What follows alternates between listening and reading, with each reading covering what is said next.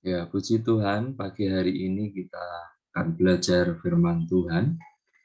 Dari kebenaran firman Tuhan, kita akan melihat dari kitab Kejadian, ya, pasal yang keempat, tentang Kain dan Habel. Nah, dari kitab ini kita akan belajar dan melihat akan kebaikan Tuhan di dalam hidup kita. Ya, kita tentunya tahu kebenaran firman Tuhan atau cerita tentang Kain dan Habel ini, di mana mereka adalah saudara, dan kemudian oleh karena iri hati, kemarahan, kebencian, kemudian Kain membunuh Habel, adiknya. Nah, kita akan melihat kebenaran firman Tuhan ini untuk menjadi pembelajaran kita di dalam kehidupan kita sehari-hari. Bapak Ibu Saudaraku, mari kita lihat di dalam Kejadian pasal 4 ayat yang kedua.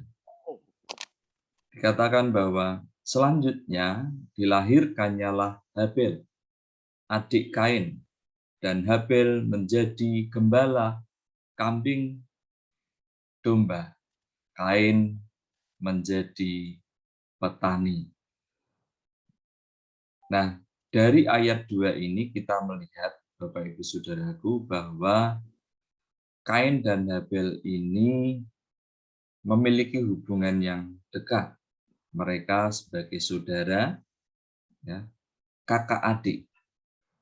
Juga masing-masing mereka memiliki pekerjaan atau bisnis sendiri-sendiri.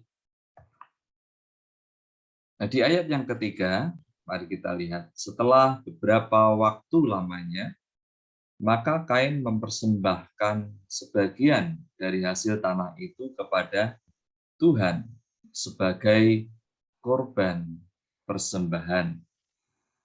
Habel juga mempersembahkan korban persembahan dari anak sulung kambing dombanya, yakni lemak-lemaknya. Maka Tuhan mengindahkan Habel dan korban persembahannya itu. Dan mereka mempersembahkan korban, ya. Kain mempersembahkan korban, Habel juga mempersembahkan korban. Gitu. Nah, kemudian ayat yang kelima kita bisa lihat bahwa Kain dan korbannya dan korban persembahannya tidak diindahkan oleh Tuhan. Lalu hati Kain menjadi sangat panas dan mukanya muram. Di ayat ini kita bisa tahu bahwa Kain sedang tidak terima. Dia iri kepada saudaranya, dia benci, dia marah. Ya, bisa kepada saudaranya, bisa kepada Tuhan. Kenapa kok persembahanku itu tidak diindahkan oleh Tuhan? Nah, di ayat yang ke-6, firman Tuhan kepada Kain, "Mengapa hatimu panas dan mukamu muram? Apakah mukamu tidak akan berseri jika engkau berbuat baik?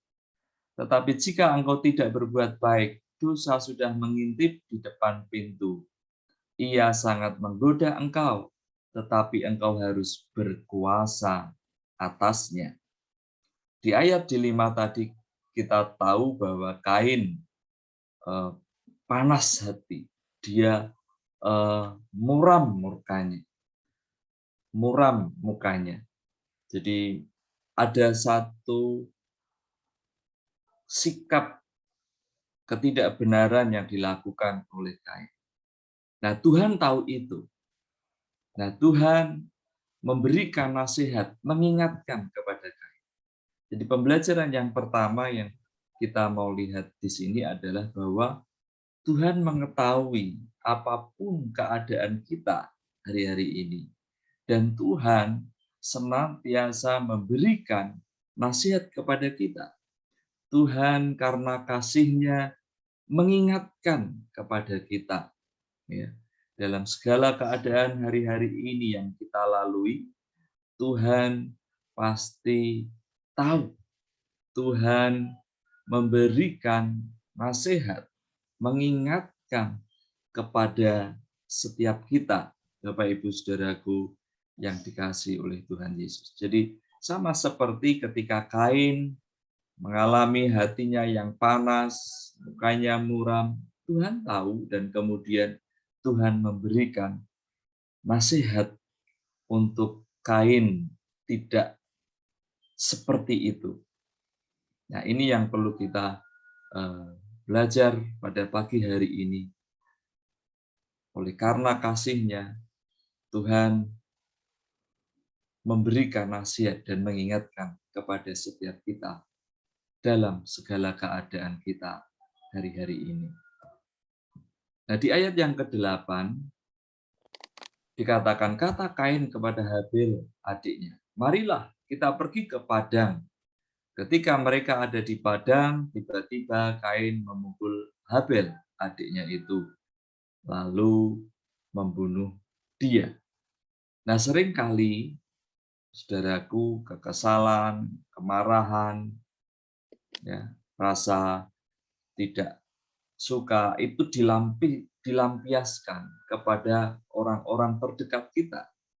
Bisa pasangan kita, bisa anak-anak kita, ya, atau kalau anak-anak bisa pelampiasannya kepada orang tua, ya, kepada orang yang dikasihinya, dan kepada orang yang dekat dengan dia seringkali menjadi pelampiasan kemarahan oleh karena sikap yang tidak benar di dalam hidup kita. Ya. Nah, ini yang perlu kita hati-hati, Bapak Ibu Saudaraku, untuk menyikapi hal ini. Ya.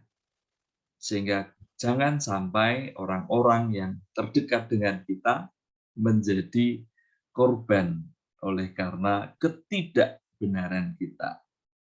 Ya. Tidak terima, kemarahan, iri hati, ini merupakan keinginan daging. Ya. Kemudian yang dibuai menghasilkan dosa.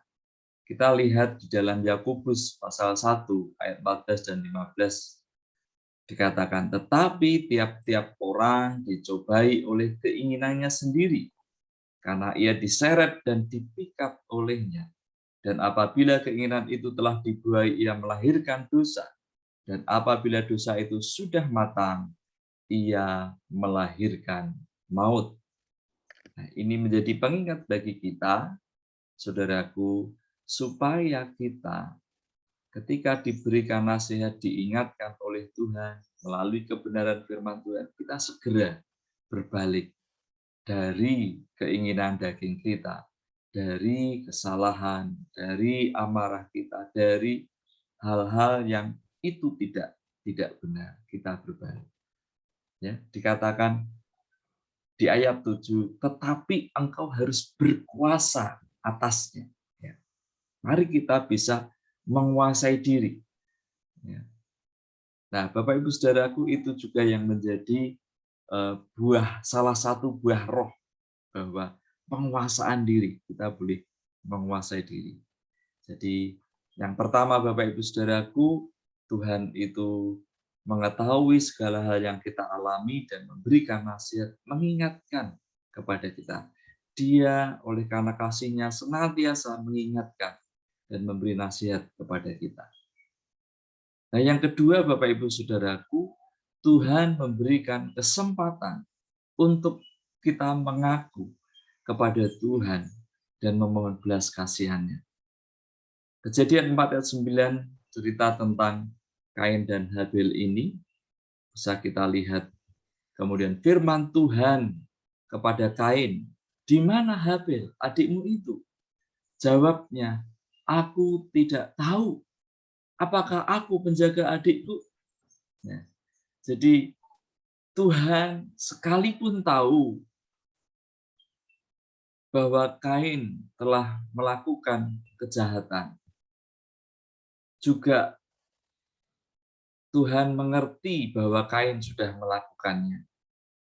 Kemudian Tuhan memberikan kesempatan untuk Kain boleh mengakui kesalahannya di hadapan Tuhan. Sehingga Tuhan bertanya kepada Kain bukan karena Tuhan tidak tahu. Tuhan tahu, namun Tuhan ingin memberi kesempatan kepada Kain untuk mengaku dan bertobat dari jalannya yang jahat. Namun malah sebaliknya, Kain memiliki respon yang tidak tepat. Di dalam kitab 1 Yohanes 1 ayat 9 dikatakan, jika kita mengaku dosa kita, maka ia adalah setia dan adil, sehingga ia akan mengampuni segala dosa kita dan menyucikan kita dari segala kejahatan. Dan ini menjadi dasar bagi setiap kita, bahwa kita boleh terbuka di hadapan Tuhan.